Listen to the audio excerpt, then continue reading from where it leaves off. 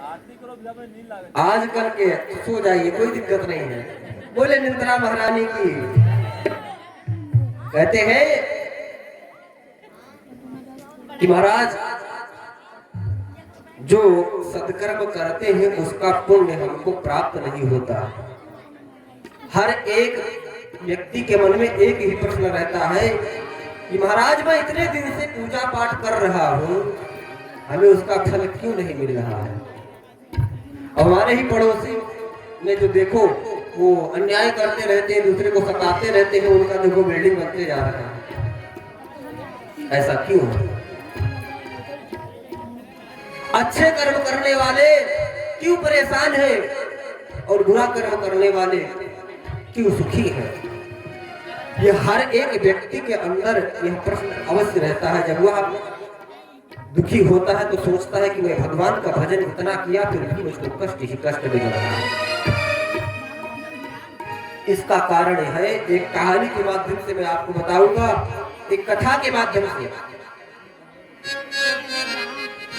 कि जब हम कोई सत्कर्म करते हैं, अच्छा कार्य करते हैं, तो भगवान हमारे सामने जो हमारे पूर्व जन्म के पाप होते हैं उसको पहले दे देते हैं कि आप इसको भोग लीजिए। क्योंकि आप उस वक्त धर्म निष्ठा में प्रवृत्त रहते हैं, उसको किसी तरह से भजन इत्यादि में लीन होकर उसको भोग लेंगे। और महाराज आप जब उस अच्छे कर्म को करते करते अपने पुण्य कर्म को जब प्रबल बना लेते हैं, जो पाप नष्ट हो जाते हैं, तब क्या होता है कि जब आप सुखी होंगे उस कष्ट को पाने के बाद, तब आपको कोई भी व्यक्ति नीचा नहीं दिखा सकता। आपकी पदोन्नति होती जाएगी। और महाराज जो बुरा कर्म करते हैं ना, उनके जो पूर्व जन्म के संचित पुण्य रहते हैं, उनको भगवान पहले दे देते हैं कि ले तू अधर्म कर रहा है तो पहले अपने पाप को भोग ले। इसी से वह अपने पुण्य कर्म को करता करता अपने पाप को प्रबल कर लेता है, अधर्म में लीन होकर। जब उसके पुण्य समाप्त हो जाते हैं तो महाराज उसका जब पतन होता है तो उसको बचाने वाला कोई नहीं रहता।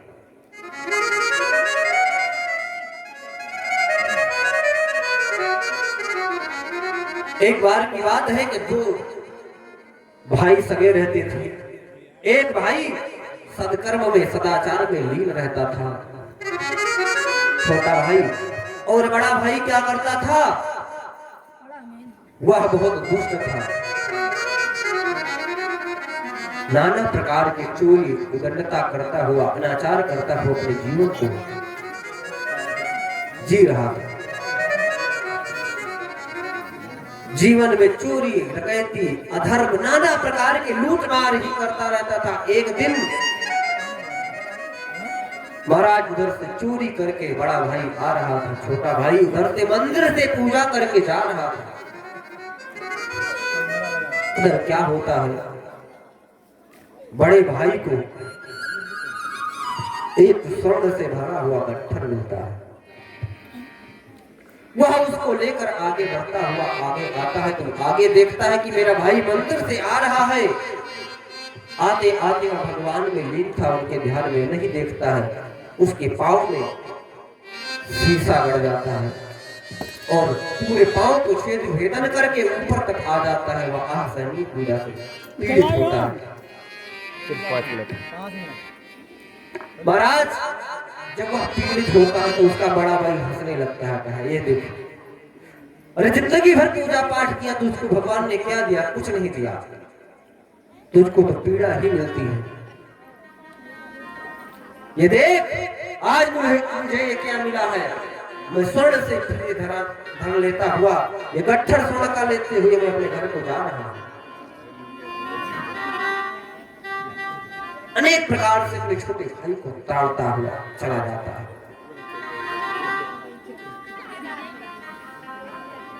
किसी तरह से छोटे भाई होने के कारण आकर उसके शीशे को निकालता है, बहुत फटकारता है, कहता है इसको छोड़ दो, क्या है ढोंग करते हो, पूजा पाठ करते हो, उसमें कुछ नहीं रखा है।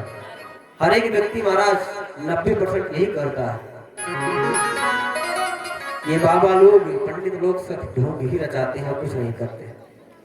यही सब जब बड़े भाई ने छोटे भाई को कहा तो क्या हुआ, वहीं पर एक महात्मा थे, वो दोनों की बात सुन रहे थे। जब ऐसा देखा तो वह दोनों को बुलाते, कहते हैं इधर आओ। बुलाते हैं, उसको बिठाते हैं, कहते हैं सुनो, तुम जो उसको डांट रहे हो ना, वो अच्छा नहीं कर रहे हो। तुम्हें जो आज धन मिला है, यह तुम्हारे पुण्य कर्म का फल है। तुमने इतने अनाचार अत्याचार कर लिए कि आज के दिन तुमको थोड़ा सा धन ही मिला। आज के दिन तुमको चक्रवर्ती सम्राट बनने का योग था, लेकिन तुमने अपने पाप को इतना प्रबल कर लिया कि वो सब पुण्य नष्ट हो गए। सिर्फ यह थोड़ा सा धन मिला आपको, और जा रहे हो। और जो अपने छोटे भाई को डांट रहे हो ना, इसको इतना बड़ा कष्ट था कि इसके प्राण बचने की कोई शंका नहीं है कि जो इसके प्राण बच सके, ऐसा उपाय नहीं था। आज इसके सर कट जाने का इसके ऊपर दंड था, लेकिन आज इसके सिर्फ पांव में शीशा चुभा है। महाराज यह बात जब उसने सुनी तो उसको बहुत गलानी है। मैं आप सभी लोगों से विनम्र निवेदन करता हूं, जो सत्धर्म को करें, सत्कर्म को करें, तो उससे कभी भी पीछे नहीं हटना चाहिए। महाराज कहते हैं जो भगवान से प्रेम कर ले, उसको फिर पीछे नहीं हटना चाहिए। भगवान की कृपा को मानकर, उन्हीं की इच्छा से मानकर सब कुछ करना चाहिए।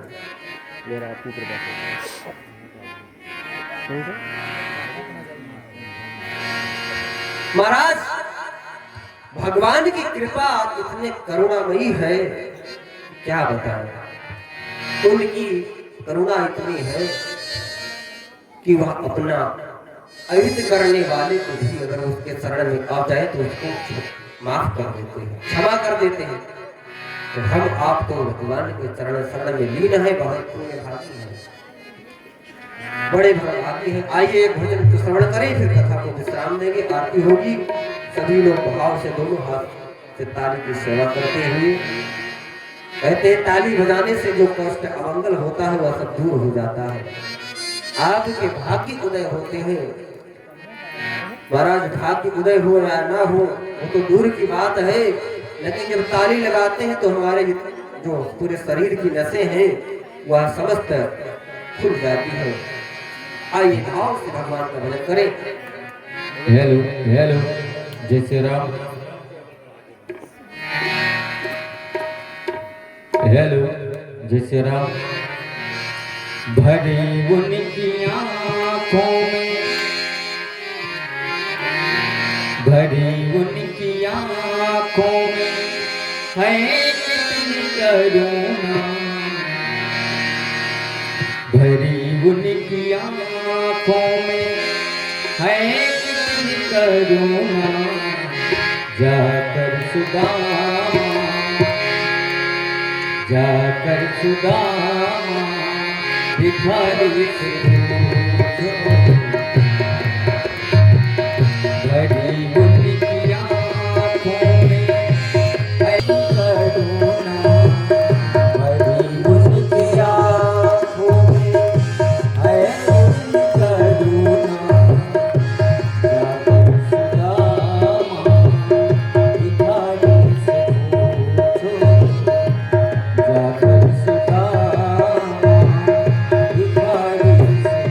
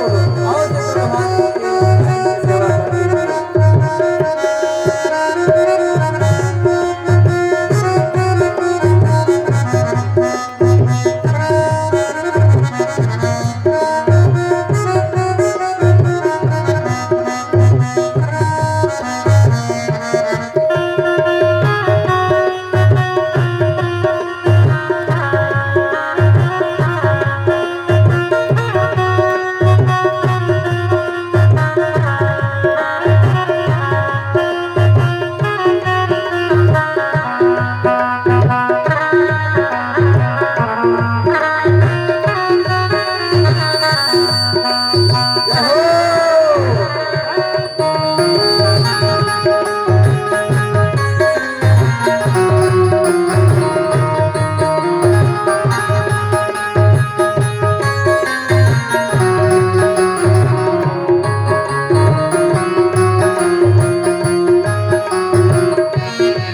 और अगली पंक्ति में कवि लिखता है और कहता है, कृपा की करते हैं जो शरण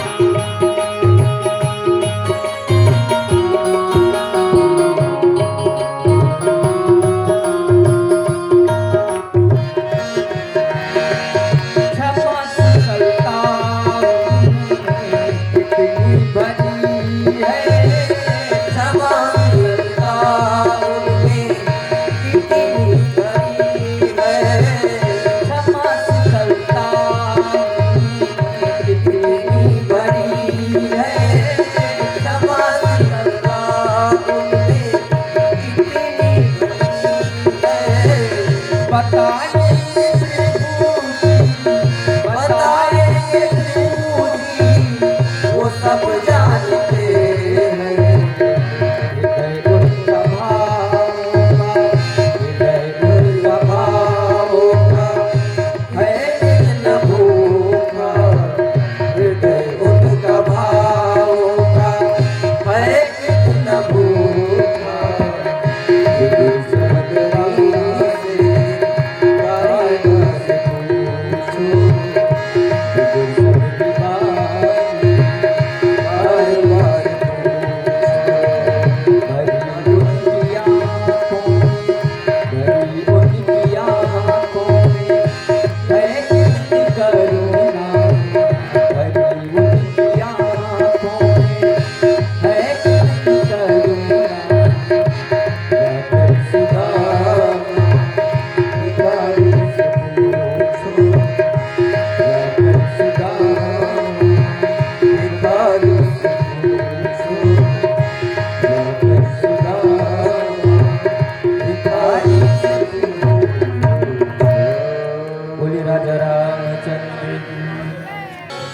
चंद्रमा मनसो जातं गच्छोः सूर्यो अजायत श्रोत्राद्वायुष्य प्राणस्य मुखादग्निरजायत।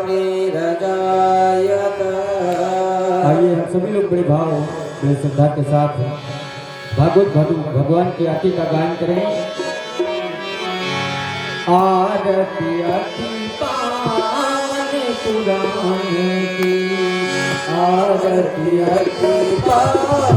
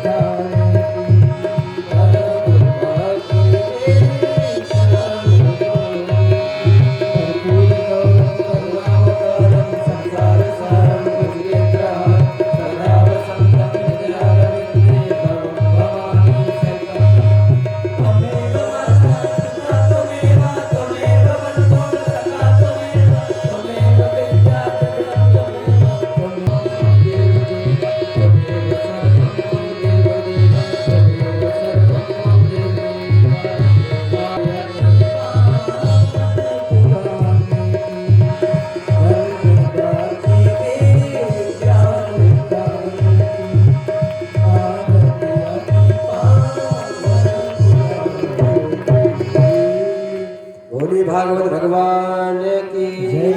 काली मैया की जय। गुरुदेव भगवान